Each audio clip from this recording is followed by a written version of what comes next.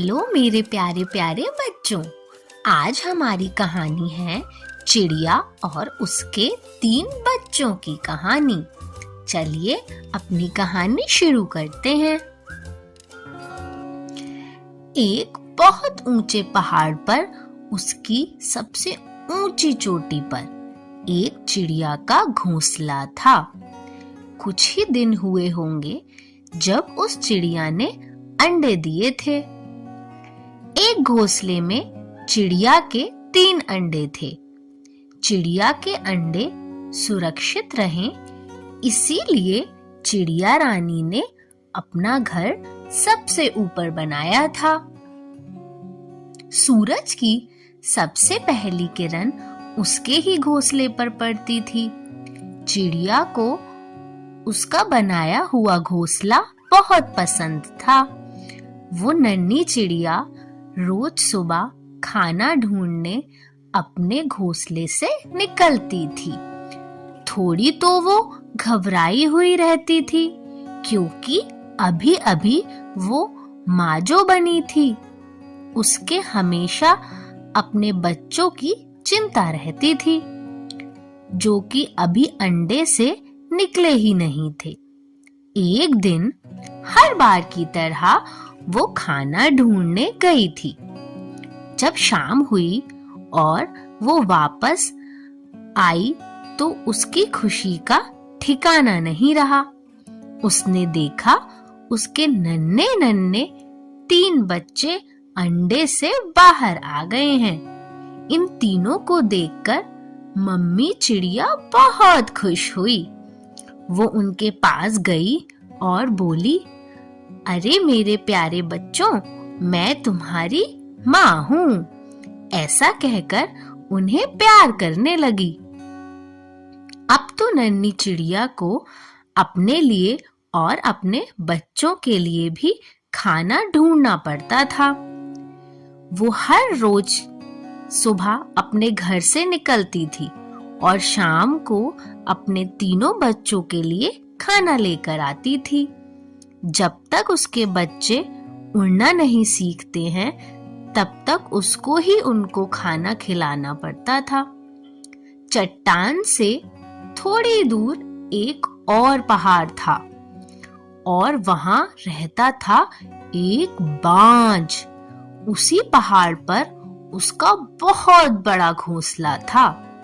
वो बाज थोड़ा बूढ़ा हो चला था। इस वजह से उसमें उतनी ताकत नहीं थी जितनी कि और बाजों में होती है। वो बाज छोटा मोटा शिकार करके अपना बड़ा सा पेट भरता था। एक शाम जब चिड़िया रानी अपने घर लौटी तो उसने देखा कि उसके नन्हे बच्चे अब बड़े हो गए हैं।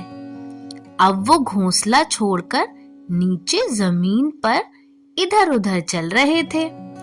उनको देखकर उसे बहुत सुकून मिला, पर थोड़ी ही देर में चिड़िया के चेहरे का रंग उड़ गया। चिड़िया रानी को पता था कि एक बाज पास के ही पहाड़ पर रहता है। अगर उसने उनके बच्चों का पता लगा लिया तो वो इनको खा जाएगा, और यह सोचकर चिड़िया रानी बहुत परेशान होने लगी। अगली सुबह सूरज की पहली किरण उनके घोंसले पर पड़ी तो एक नन्हा बच्चा उठ गया। उसने अपने आस-पास देखा तो घोंसले में उसकी माँ नहीं थी। फिर वो घोंसले से उतरकर इधर-उधर देखता है। खाई के बिल्कुल पास उसकी माँ खड़ी हुई थी। वो बच्चा धीरे धीरे चलकर वहां जाता है और कहता है, माँ, आप यहाँ क्यों खड़ी हो और इतनी परेशान क्यों लग रही हो? चिड़िया रानी पीछे मुड़कर उसे देखती है और धीरे से दबी आवाज में कहती है, तुम लोगों को अब उड़ना सीख लेना चाहिए। खतरा तुम लोगों के बहुत पास रहता है। बच्चे को यह बात समझ नहीं आती है और बच्चा वापस अपने घोंसले में चला जाता है। एक दिन जब वो बच्चे अकेले अपने घोंसले में खेल रहे होते हैं, तब उन्हें दूर आसमान में कोई दिखता है और बिना कोई देरी किए वो नन्हे बच्चे एक पत्थर के पीछे छुप जाते हैं। वो और कोई नहीं, बाज होता है। वो खाने की तलाश में आसमान में उड़ रहा होता है। उस बाज को चिड़िया का वो घोंसला दिख जाता है, पर वहां उसे मिलता कोई नहीं, क्योंकि बच्चे तो छुप गए होते हैं। शाम को जब चिड़िया वापस घोंसले में आती है तो बच्चे उसको आज का सारा वाक्या सुना देते हैं।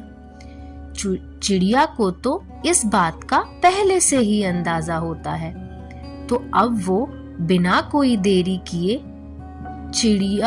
चिड़ियों के बच्चे अपने बच्चों को उड़ना सिखाती है। कुछ दिनों की मेहनत के बाद 2 बच्चे उड़ना सीख जाते हैं, पर एक बच्चा अभी भी नहीं उड़ पाता।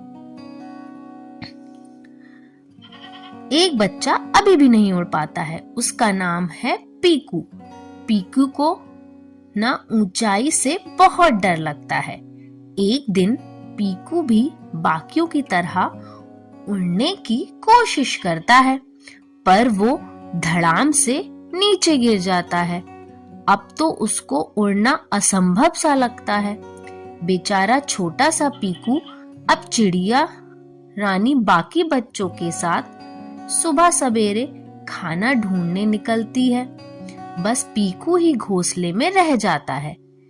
एक दिन वहां बाज आ जाता है, क्योंकि बाज को पहले से ही घोंसला दिख गया था, तो उसे इस बात का अंदाजा तो था कि वहां कोई ना कोई चिड़िया रहती है। बाज को देखते ही पीकू के आंसू निकलने लगते हैं और बहुत घबरा जाता है। पीकू कुछ समझने की कोशिश कर ही रहा होता है कि जोर से बाज उस पर झपट जाता है। फिर पीकू जोर से खाई में छलांग लगा देता है और जोर जोर से अपने पंख फड़फड़ाने लगता है। और थोड़ी देर गिरने के बाद पीकू क्या देखता है कि वो आसमान में उड़ रहा है। और फिर पीकू बहुत तेज से आसमान में उड़ता है, इतना तेज कि बुढ़ा बाज उसे देखता ही रह जाता है और उसे पकड़ नहीं पाता। पीकू मन ही मन में बाज को धन्यवाद कहता है, क्योंकि उसकी वजह से ही पीकू को अपने डर से निकलने का मौका मिल पाया था। उसी की वजह से वो उड़ना सीख पाया था।